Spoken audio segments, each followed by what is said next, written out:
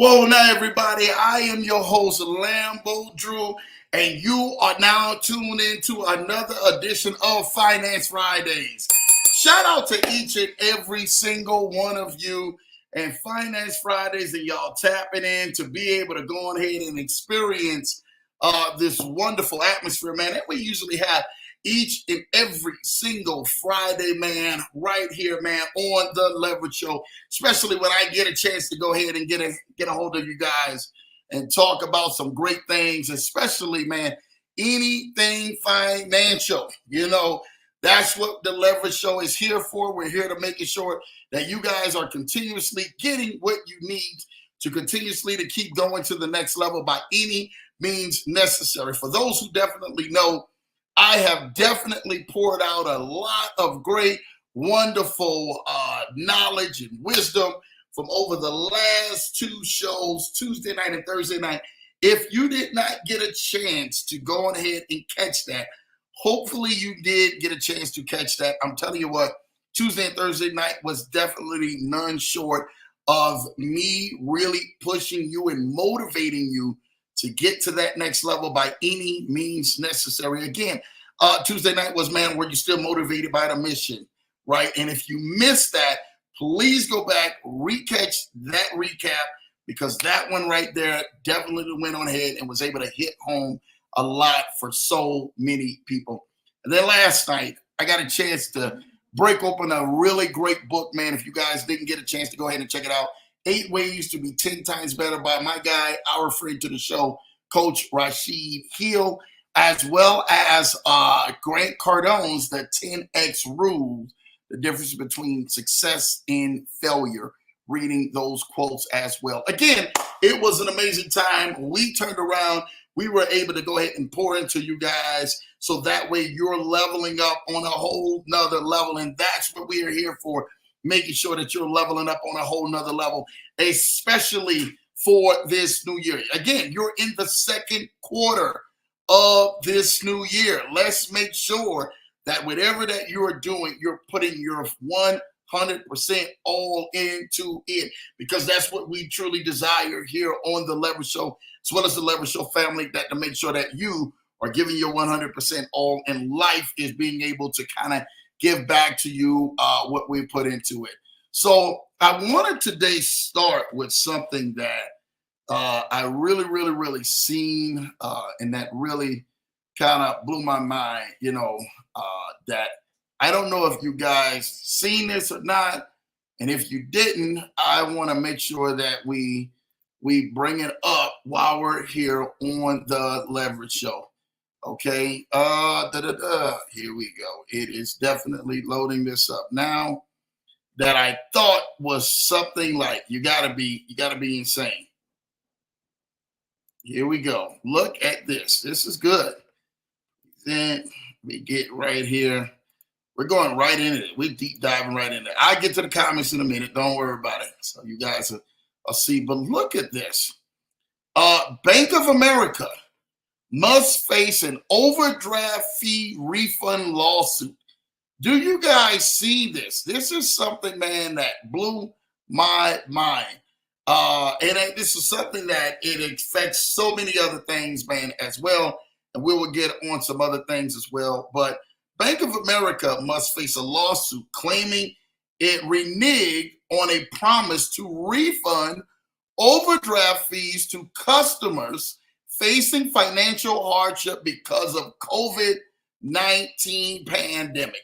You guys remember, man, when COVID-19 actually came out, man, and COVID-19 was actually doing some amazing things out here. I was actually shocked that there were so many amazing products and banks and leniencies and financial institutions being lenient when it actually came down to consumers in America who were actually over here trying to go ahead and make do with what they could make do. Again, it has been tough. It has been rough. It has not been some of the most challenging of times that we haven't faced, but we had faced that during COVID. The banks, if you know that, not just that, but our legal government, we made a lot of different institutions and promises and things for clients so that these clients would be able to actually go on ahead and remain clients while facing financial hardship. I think this is definitely, a drop of the ball on Bank of America's standpoint. Bank of America not going on ahead and reneging on the promise to release the overdraft fees, right? To refund that. I think it's almost, man, a really slap in the face of integrity that they should be doing, which is sad. Listen to this. The second largest U.S. bank began the program 5 months earlier to address the pandemic's impact on a 66 million individual and small business customers. Many banks offered their customers comparable relief. According to the complaint, Bank of America misled customers into believing it was better to incur $35 overdraft fees than borrow from family members or obtain loans because the fees would be refunded under the program, right? Do you understand? They were encouraging people to be able to take the $35 overdraft fee for Bank of America. Now, just keep this in mind. This could have been many other different banks that definitely were doing the exact same thing, right? And they were actually out there trying to say, well, hey, it's better for you to get an overdraft fee, right? And make sure that, whatever it is to get covered, then to go seek bank loans that would actually, or even credit products that if you were not able to pay back, you would actually put yourself in a financial hardship even more. I'm going to tell this to you right now. I do not like when banks fall upon their promises, especially to us consumers, right? The sad part about it is, and this is the truth, like banks make from every dollar that you put inside of that bank 10 times more on the dollar that you deposit. So you go in and you go put in your $1, your $1 makes that bank $10. You go put in your $100 bill, your $100 bill makes that bank $1,000. You go put in $1,000, it makes $10,000. You go put in 1 million, it makes 10 million. You go put in 1 billion, it makes 10 billion. That is the starting point, and it's a fact. They make 10 to 1 off of all money that you deposit into the banks. So imagine having a $35 fee that the banks are reneging on their word, right? That's $35 that the bank is going to do a 10X on. So yeah, while you're saying it's $35, the bank, because of that, and you paying that back, has made $350 off of your $35. Is it criminal? It's a banking institution. This is the financial institution that has been set up to play around the laws and play around the noviceness of the actual consumer who is actually banking with them each and every single day. Again, it's one of the hardest things to even see or even comprehend that the banks would actually take your hard-earned money and would deny you for a loan in a heartbeat, but would take your cash in the bank for your checkings accounts, for your savings accounts, for your CDs, your IRAs, and every other thing else, because they know they get ready to make 10 times more on your money that you deposited in than you are actually being lent out to. So what did Bank of America do? Bank of America went on ahead and cut its lending and discredited or even discouraged borrowers not to borrow money and borrow financing, but in turn get the $35 late fee where they could make, once you paid it back, $350 more off of your $35 late fee. Now, again, I just really want to be the stickler to go on ahead and tell you guys this, and I'll start sharing this in a minute, that as hard as it may sound, and you guys may hear this come out of Lambo's mouth, this is the banking institution where it has been set up for years. This is the institution that so many people have already put into place that you go naive when they actually try to tell you, well, we have certain criterias for a credit score. Well, can I say this to you right now? Do you know once the banks actually lend out money, right? They make money on the money that you deposit in. But do you know how much banks make off of the money that they lend to you? So they make 10 times on that money that you deposited. On the money that they lend to you, when a bank lends money to you, a lot of people don't know this. They calculate the interest over time. Most of the time, people are going to keep those credit cards or loans for a minimum of at least 12 months, right? So as long as the bank has got the money that they lent to you and they have money that's already on the inside of the bank, making 10 times on that already. Money that they make to you is 10 times per month plus the APR percentage of that rate that you're going to carry a balance over a projected 12-month history. Do you know what that looks like in the bank's eyes? Can I give something to you what that looks like in the bank's eyes? Maybe you don't know, but let me break it down for you in layman's terms. Say if I go in and I borrow $1,000 from the bank. The bank charges me 20% APR from the bank, right? Now, the bank is not only has lent it out and are making an APR percentage off of that, they make it off of what they call as a track note loan percentage. Track noted loan percentage, right? Track noted loan percentages increases as long as the money stays out there in its entirety of the loan. Proven, statistically proven. So if the $1,000 never comes back to them, where you can cut the term loan on, as long as that money week by week, month by month is out there, the bank is consistently making money off of that loan track payment. So now the bank is looking at you, you're paying back APR. Well, hey, it's only $1,000, 20%, $200. I can pay that back. Lambo, that's really nothing. No, what the bank has just done has increased its revenue through you 100 times for a $1,000 loan. 100 times. You are still functioning in the time of it's only $1,000.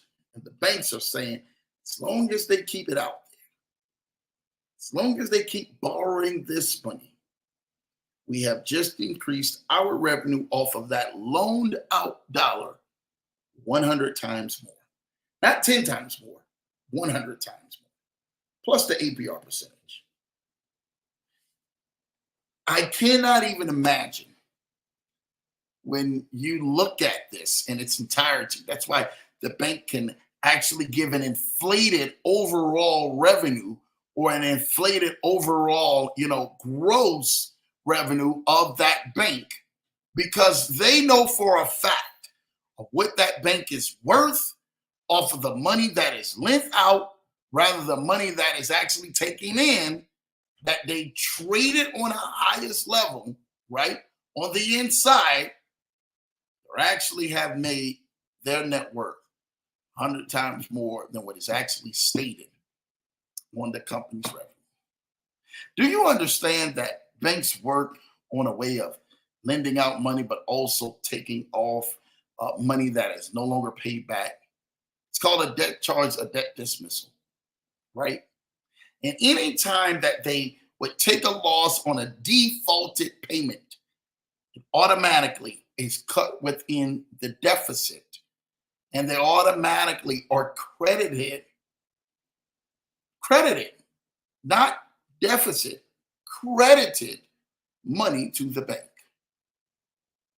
So, but they come after you and they bring collection agencies and all this other stuff. That's why I tell people and everything, man, once the money of actual, and this is in credit repair too as well, once the actual money of a term has been ended, whether you have completed that obligation of that loan, that credit card, that payment, or that term with the financial institution, it is no longer deemed in your favor as an incurring interest, right? It stops at that moment, right? Because you paid that off. It's the same way as if a debt that is not repaid to the bank. It is no longer deemed an incurring interest, right? Or a debt note, right? So there's notes on anything, right? There's a mortgage note, there's a car note, there's a note on your credit card, there's a note, believe it or not, on your death insurance policy. There is a note on there. You're in the business of buying notes. And my kids and everything, man, one time were playing the game of Monopoly, right? My kids and everything, man, I never forget it. It was a game of Monopoly or Life, one of them. And my kids are saying to me, they says, Dad, they was shocked that I knew how to play the game of life, right? And I said, well, I'm going to play this game of life with you guys because I understand the concept of how to win if you're based within these parameters, right? Totally different of what we actually do and go through life, right? My kid says, Dad, you didn't want to end up with all of these things, right? You didn't want to do none of these things, but you ended up the most wealthiest a person, having the most wealth, having the most knowledge, having all of this stuff that you accumulated. How did you do that? I said, well, it's a simple equation, right? Simple equation. In those simple equations in life, right? You take the least resistance of that road in a strategy to be able to get to the direction that you're trying to get to, right? So most of the time, and I've shared this in Tuesday and Thursday show, if you just eliminated, right, a lot of the things that would actually cause you to think twice to make sure that you reposition yourself another way, you eliminated those things, how much further could you actually get financially? But now, how much more lonelier would you actually be financially because of that? See, the thing about it is that we have to be able to balance life together, right? Balancing where you desire to go while balancing what you desire to have and what is more important to you. Most of the time, we as consumers or we as parents and we as people, we don't know the balance.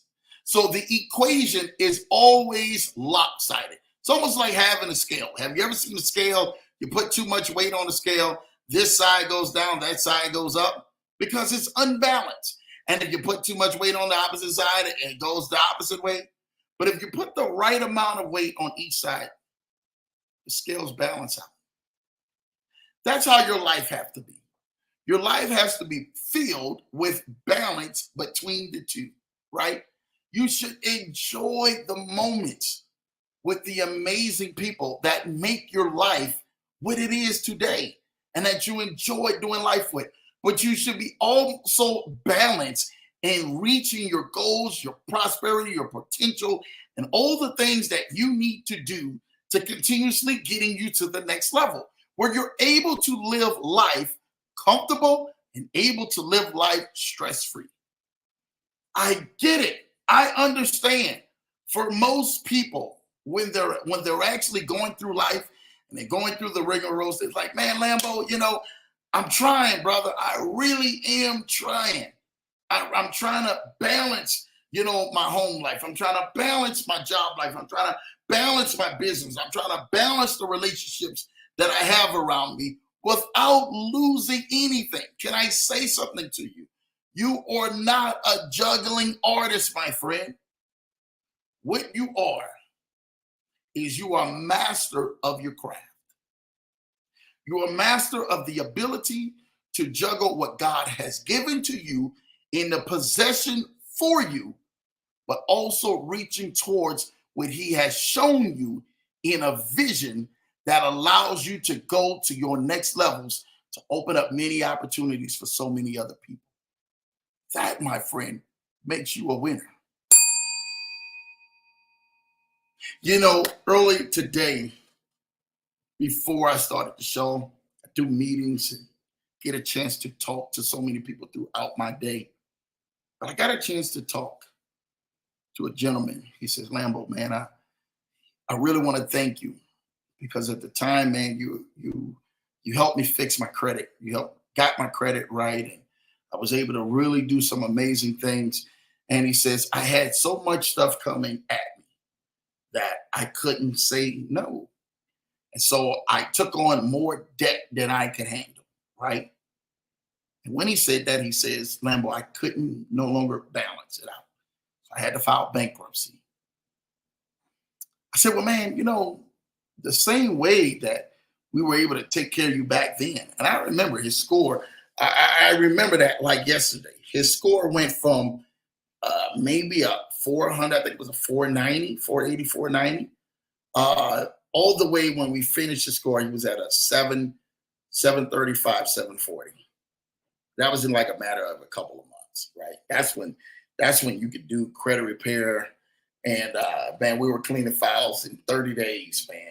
30 days, 60 days, you have files clean. We were able to put everything else on there. Now, because of what legislation, laws, and things are in place, it takes a little longer, but we've been able to go ahead and successfully continue to clean files each and every single week and every single month, right? But to hear his story, he says, Lambo, I went from nobody wouldn't give me a credit card. And I remember that. I remember being on the phone physically with him, applying for credit cards at the very start of it, and no one would give him a credit card till him actually being able to have approvals. And he told me this, and I had to laugh, of almost up to $200,000 worth for real estate.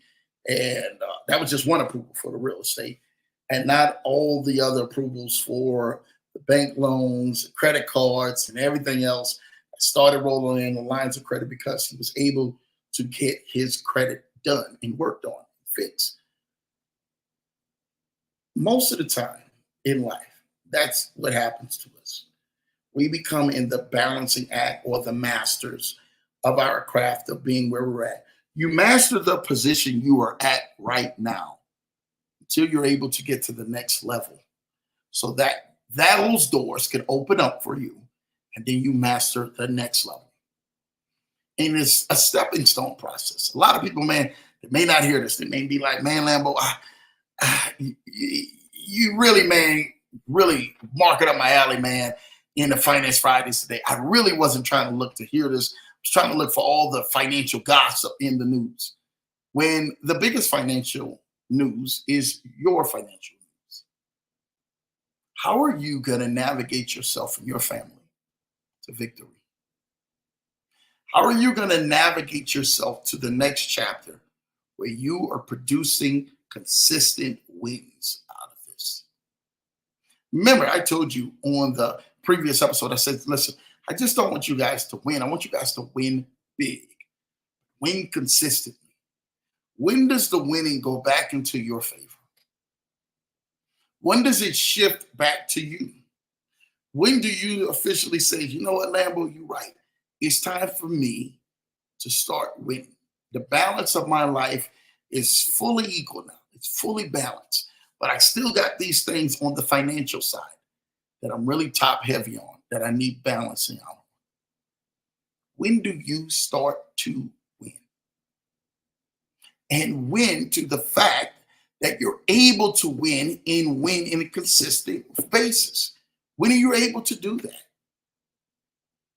Most of the time, man, you're looking at your age, you're looking at the time, you're looking at your kids, you're looking at all these things that are around you, right? And you seem like the boat has passed you by.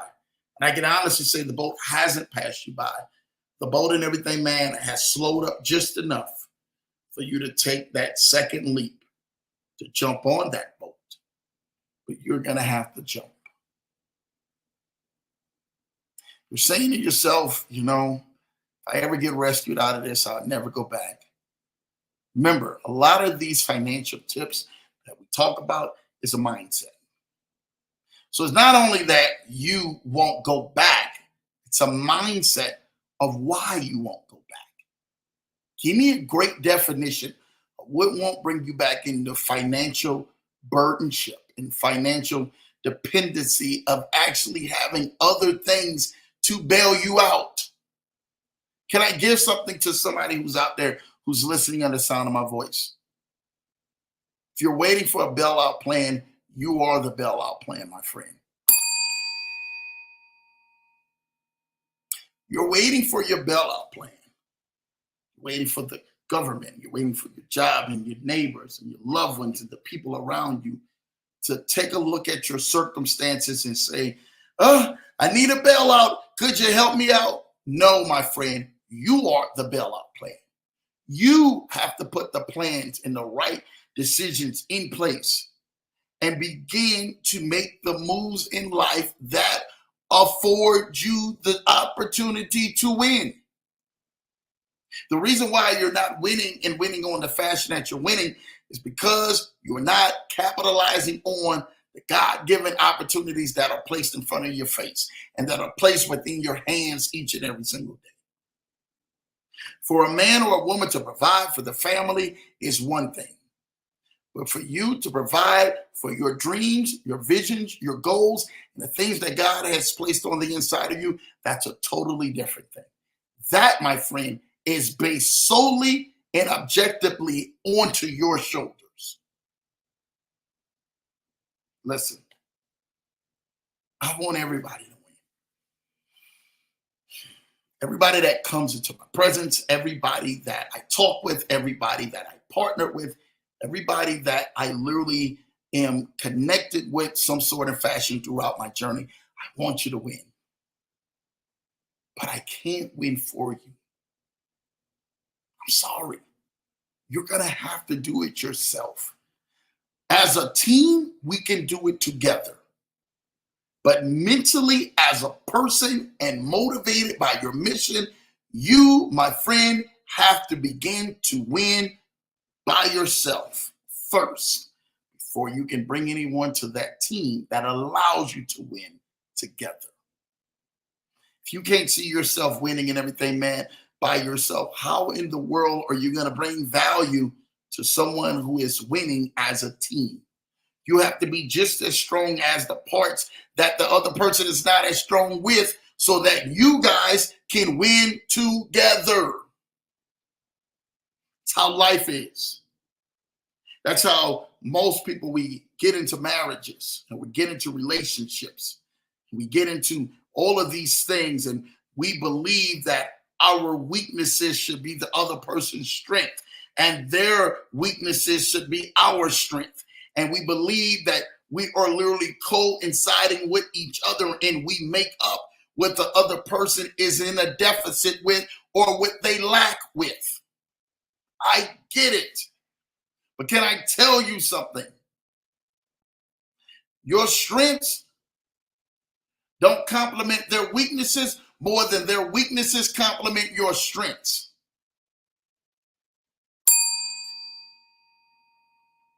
You, my friend,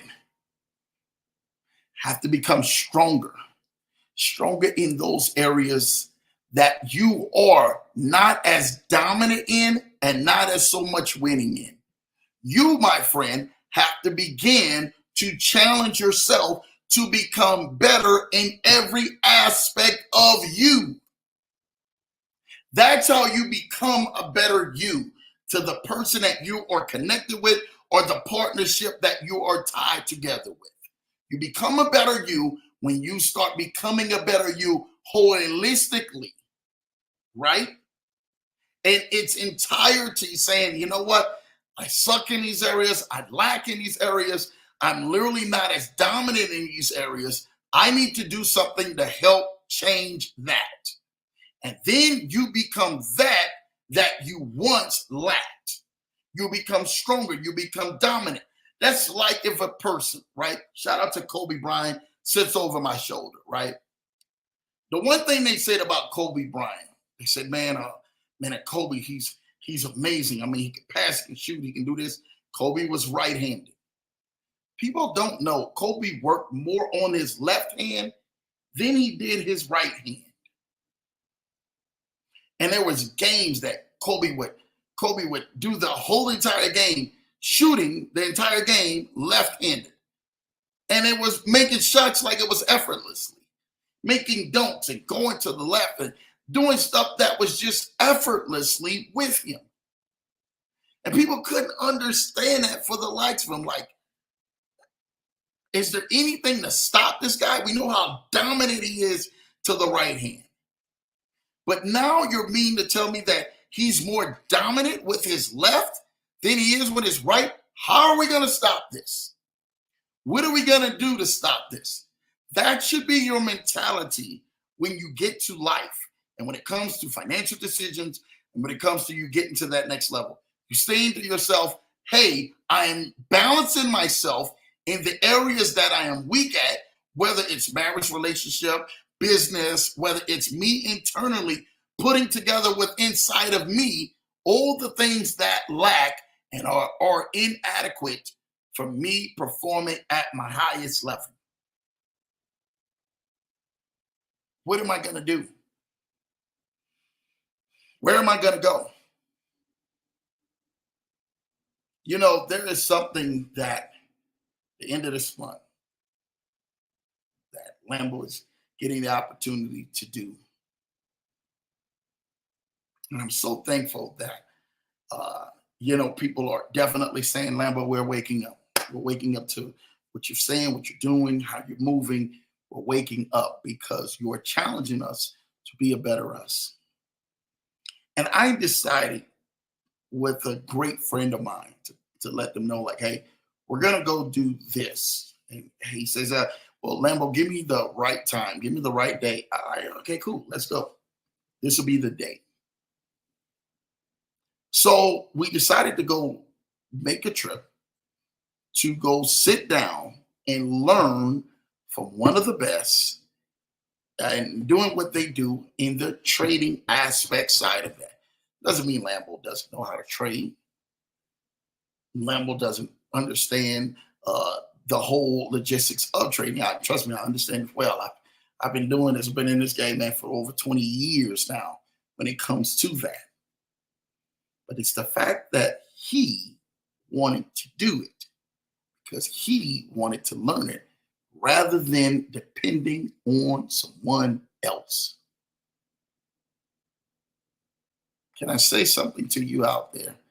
You have to learn to start depending on your own talents, start depending on your own gifts, start depending on your own crafts, because that is what's going to make you and make your plentiful barns, right?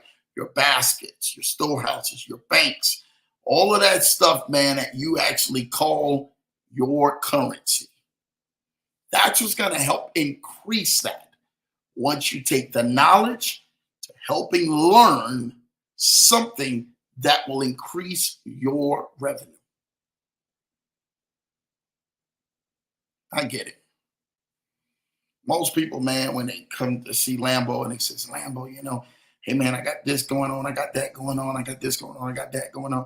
You're actually throwing stuff at the wall and seeing what sticks. But you haven't really been sold in, or you haven't even went all in on you. What is it that God has really placed in you that allows you to go all in on you so that you may dominate and win in this life so you can go out and start enjoying life? Right? We got to get on to more. Lambo, it's Finance Friday. I got to make sure you guys get what you guys need because this is huge. And I really want to make sure that you guys get what you need, right? All right. So next up, here we go. I get to the comments pretty soon. Don't worry about it, y'all. Lambo's coming. So, Goldman Sachs predicts over 120% rally for these two strong buy stocks. Look at this. This is a good story. 120% rally.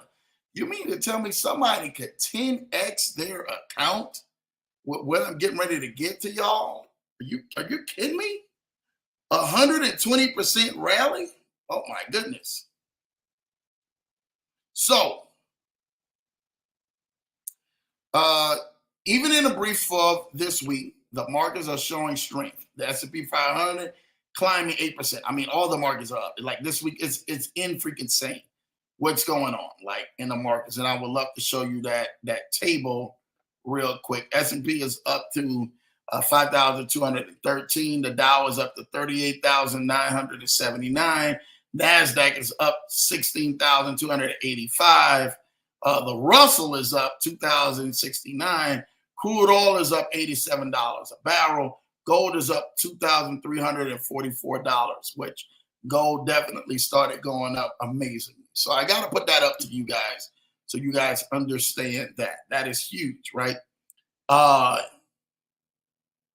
David Colston, Goldman's chief U.S. equity strategist, has given 4 scenarios for investors to consideration in a catch-up to the S&P 500 would end the year at 5,800, 12+% from today, and a catch down of the S&P would fall to 4,500, minus 14%.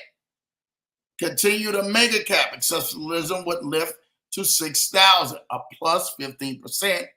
4 recession fears would push the index down to 4,500, minus 14%, right? Now, you guys want to hear this.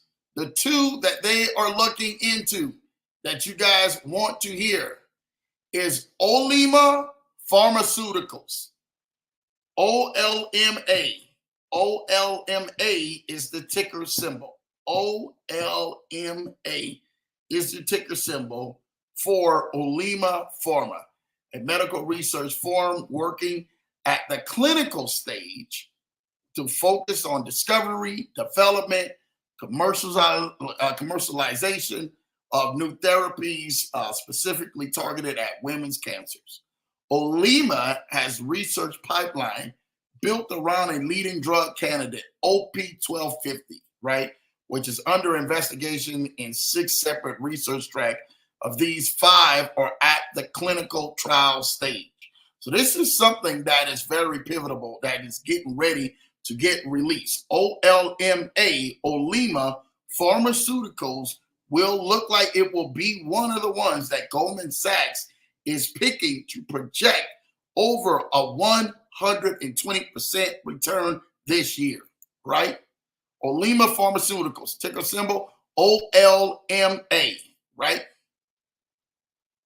Okay, so I want to give that to you. And the next one and everything, man, that people and everything, man, need to go ahead and get a hold of, which I am definitely really big on this one too. And I think that this is gonna be so huge when we actually see this. Is you guys remember this when and this was really big when a lot of the medical research was coming out for COVID-19 vaccinations and everything. Pfizer, they have already said that Pfizer, they have fallen about 32%, right? But they're believing, and that's because of COVID-19 and everything, man, right? But they're believing that Pfizer is going to raise itself again, and Pfizer, in the stock of Pfizer, will actually begin to start moving in the right direction. They even said this last year. I didn't even know this. Last December, Pfizer raised its quarterly dividend payout for the 15th year in a row at its recently beaten down price. The stock offers an eye-popping 6.1% yield. Oh my goodness. This is Pfizer. So you guys see how the medical research industries, right, look like they're not doing much of nothing. You're not really hearing much of nothing. And then all of a sudden, boom, the research industries like just shoot up and they go to this next level that most people don't even think. Most people remember Pfizer. You remember hearing about it on your TV 4 years ago. Pfizer was everything. In 2020, Pfizer was on everything. Even 2021, Pfizer was on everything. 2022, 2023, 2024, what have you heard much about Pfizer? Pretty much nothing. 2020 and 2021, in the height of everything, oh, you heard about it all. But in the looks of it all, when you're seeing that it thought that it peaked this highest, it hasn't. You have to be aware of what's going on and why it is yielding its results. They said management expects adjusted earnings to rise sharply this year to a range between $2.05 to $2.25 per share. That heaps more than the company needs to meet its dividend commitment, which is currently set at $1.68 annually. Sales of the non-COVID products rose 8% over the last year in the fourth quarter. These are non-COVID products. Do y'all hear that? Non-COVID products. You automatically thought Pfizer, Johnson & Johnson, and we're going to cover Johnson & Johnson's news in just a big minute. So stay right there. You heard Pfizer, Johnson & Johnson, and what was the other one? It was another big one. It was Johnson & Johnson, Pfizer, and oh my gosh, I can't even think of what the other one was at this point, right? But those were the big ones when we were talking about COVID shots back then. We were saying, hey, it's COVID shots. We really want to go ahead, man, and really get into this. And I'm just like, wow, these are medical industries that are just not doing just COVID shots, right? They're doing much more other things, but the brand behind that literally has just taken off. Now we see that they have now rose their stock almost 10% based off of non-COVID related items that they have within inside of their brand. Pfizer is one to watch out for on the move of stock and gaining liquidity towards this year. So you probably want to get into it now towards the end of the year, because if they rose and their stock produces a 6.1 yield, you will imagine where it's actually going to be at when it actually comes out with some more other products later. So Pfizer, again, that was one. And the first one was Olema, right? O-L-M-A, Olema, right? Olema is what I want to say. Olema, which the ticker price is OLMA. Those are two to watch out for that may be rising 120% based off of Goldman Sachs predictions out here. I want to get into this next one because I was telling y'all it was Pfizer, it was Johnson & Johnson. I can't even think of the name of the big third one. And I really want to go on ahead and talk to you guys about this news. And remember, I told y'all we would get to that in a minute between Johnson & Johnson news, right? So Johnson & Johnson, here we go. You guys have not seen this. Let's take a look at this as well. Here we go. Well, y'all, Moderna, that's it. Shout out to you, man. I see my cuz at the very bottom just put in is that last one. So it was Pfizer, Moderna, and Johnson & Johnson were those big three. Pfizer looks like their stock is getting ready to go ahead and make a huge impact. Johnson & Johnson, and as you guys see, Moderna hasn't said anything yet of what their plans is to come out with some non-related COVID stuff.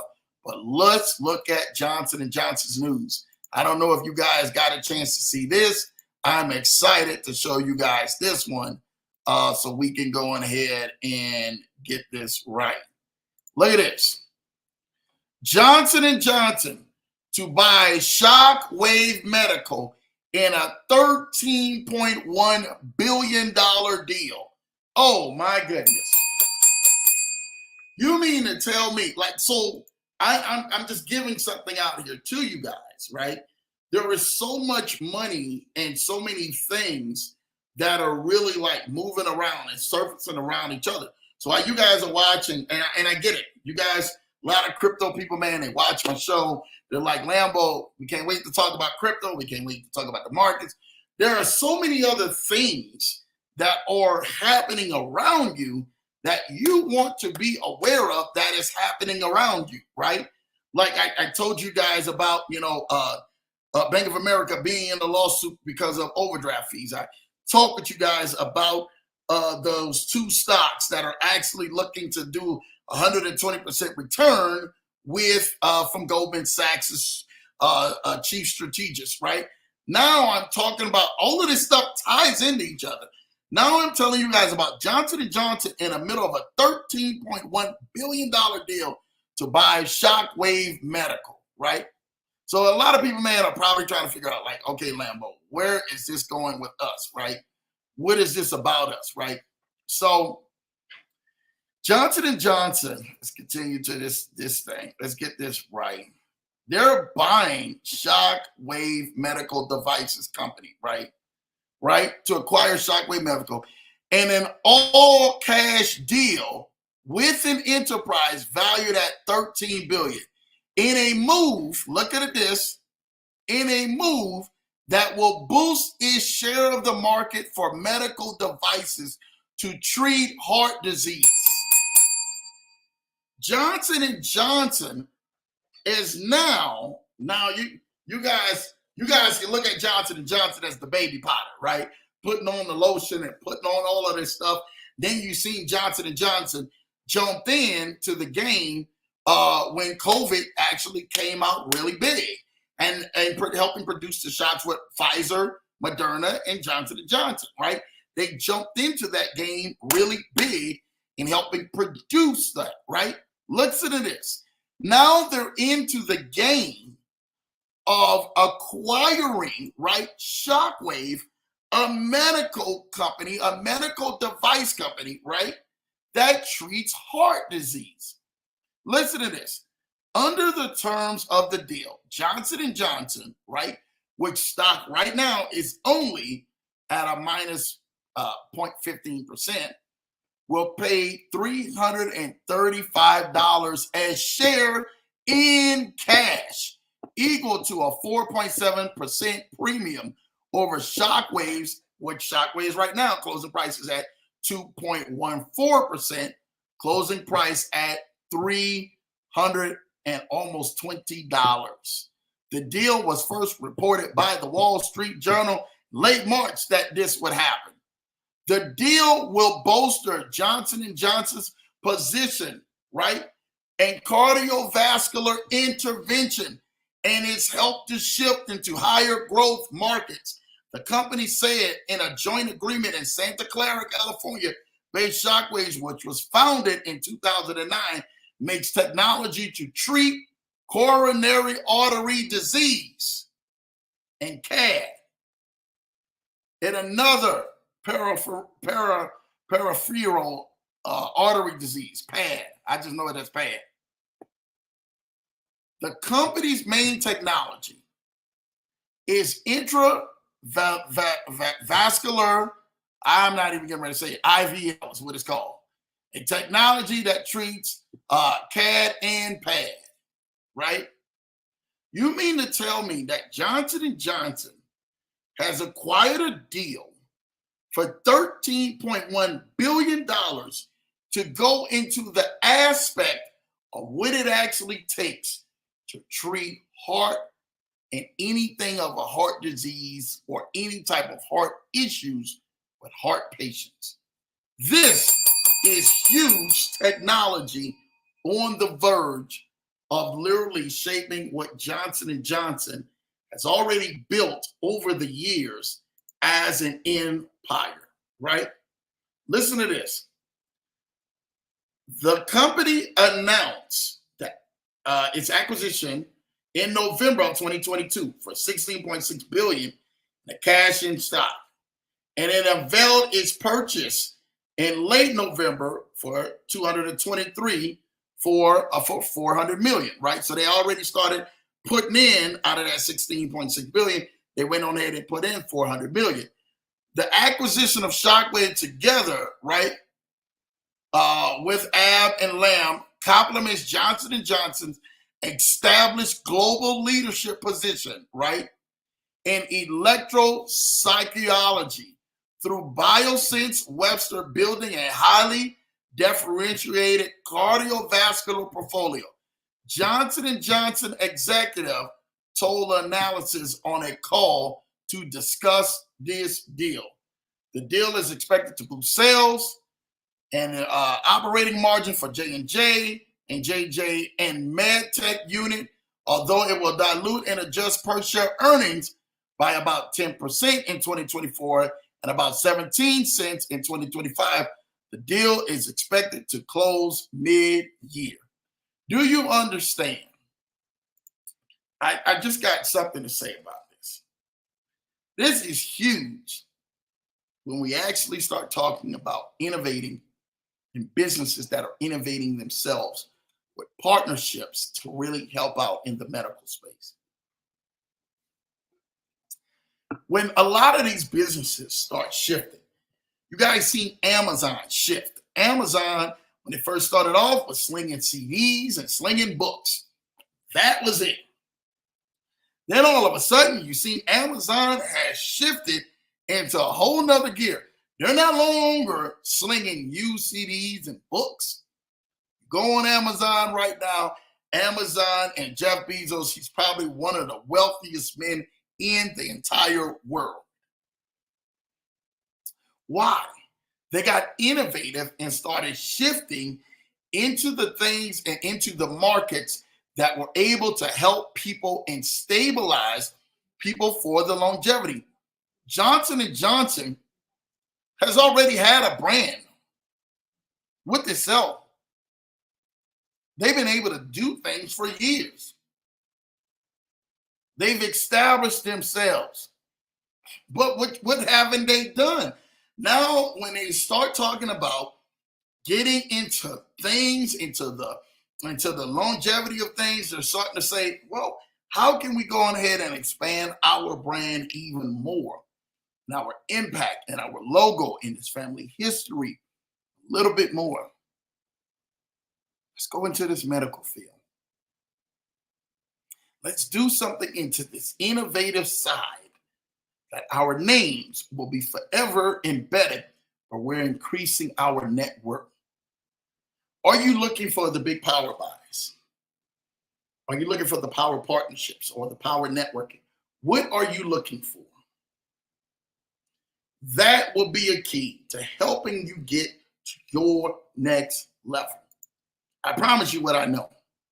I got one more thing to share with you guys. This is it. One more thing to share with you guys. This is it. Promise you this right now. Here we go. I don't want to make these Finance Fridays so long. I want to be able to give you as much value so you can take what I'm telling you, because Lambo does, I do this research. This is what we do each and every single day. We live by this. But I want to give something to you. Here we go. That you may have didn't see just yet, but I want to share something with you. You guys all know who BlackRock is, right? BlackRock updates Bitcoin ETF and adds 5 Wall Street firms. BlackRock's new addition includes ABN, AMRO, Citadel Securities, Citigroup, Global Markets, Goldman Sachs, and UBS Securities. Now, didn't we just had, and I just was telling you guys about Goldman Sachs speaking about, and his chief, see how all this stuff ties together, whether you guys, we went from one thing to another thing to another. You guys like, man, Lambo, I didn't know all of this stuff, and people are making moves like this, right? You did not know that the same company with Pfizer and Johnson & Johnson and Moderna and all of them and Olema were actually getting ready to increase projectedly 120%. And then the Johnson & Johnson news comes out and you're like, oh my gosh, Johnson & Johnson just made a big leap into space, right? With this medical devices. Now you're telling me that Goldman Sachs, when we were actually talking about the 120% increase, has been added to BlackRock's wall of securities as well? Oh my goodness. This is insane. So we're talking about the global asset manager BlackRock updated its Bitcoin exchange traded fund ETF. That's an ETF. Y'all know Lambo is big in ETF to its newest members. ABN AMRO Clearing, Citadel Securities, Citigroup Global Markets, Goldman Sachs, and UBS Securities, according to the document amending BlackRock's S1 registration statement with Securities and the Exchange Commission, which is the SEC, right? Among the previously participants in the ETFs were JP Morgan Securities, Jane Street Capital, right? Macquarie Capital, and Virtue Americas, which I know those all pretty well as very substantive companies who couldn't wait to get into the crypto space, and especially of a Bitcoin ETF. Now you see Goldman Sachs has now joined the likes of that with also, which is huge. You guys are probably thinking like, what is this? With Citigroup. So you mean to tell me Citigroup and Goldman Sachs, not just that, UBS Securities. These are all jumping into the space of crypto because now it has piqued their interest. Not only JP Morgan, right? Not only that, not only in everything, man, Macquarie Capital, which is huge. A lot of people don't know that.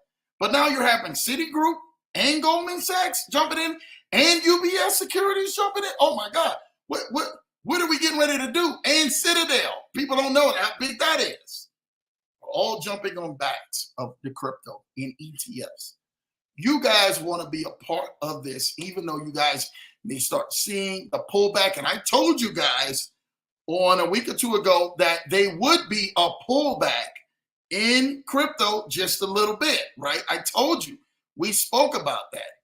But also, you look at the additions that are being added to the blockchain ETFs by some of these major financial groups now. Now you understand that it's getting ready to really go down. You want to be a part of when this actual halving takes off, and you want to be a part on the other side because these major financial institutions are positioning themselves to take advantage of the next bull run.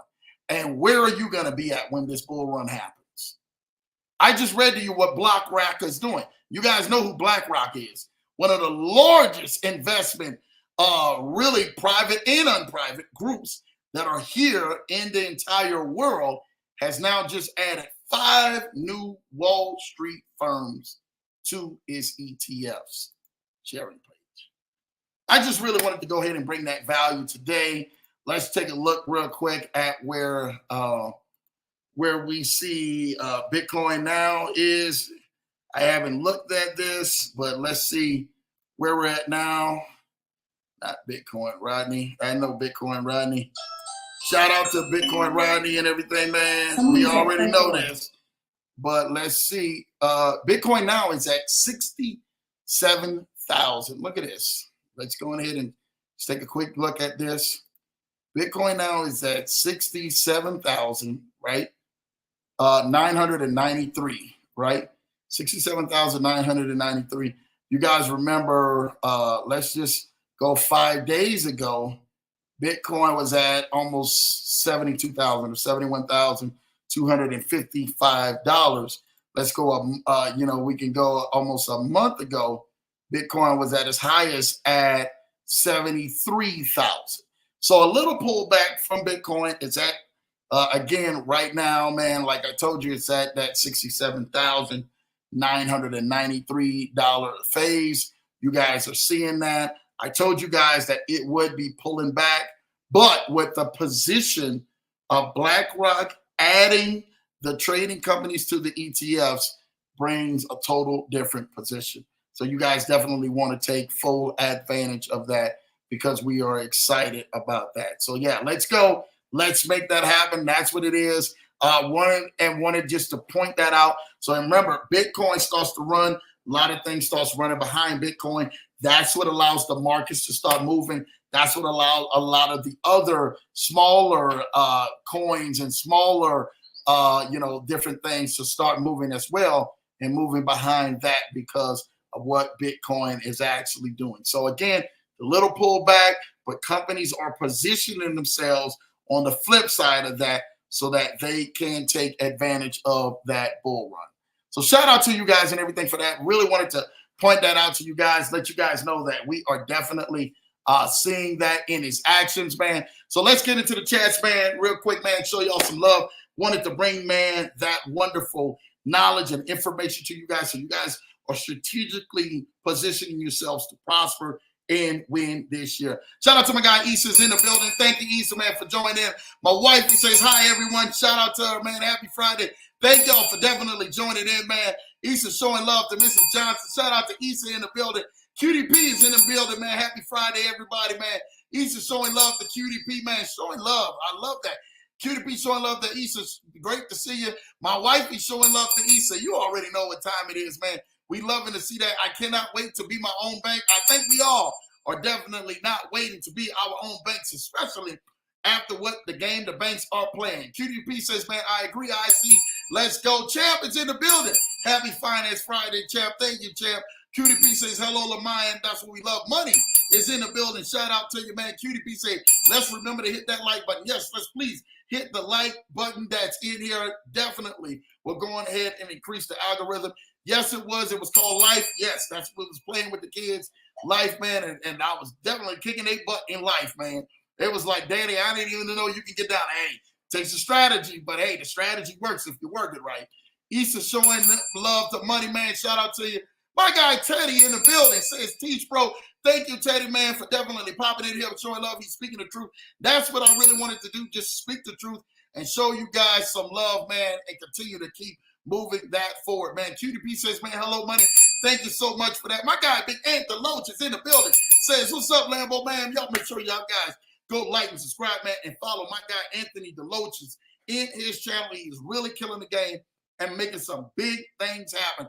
Thank you for all the love, big Ant, that you bring to show, man. Happy Friday, good people, man. Yes, it definitely is a happy Friday, man. I'm excited about this, brother.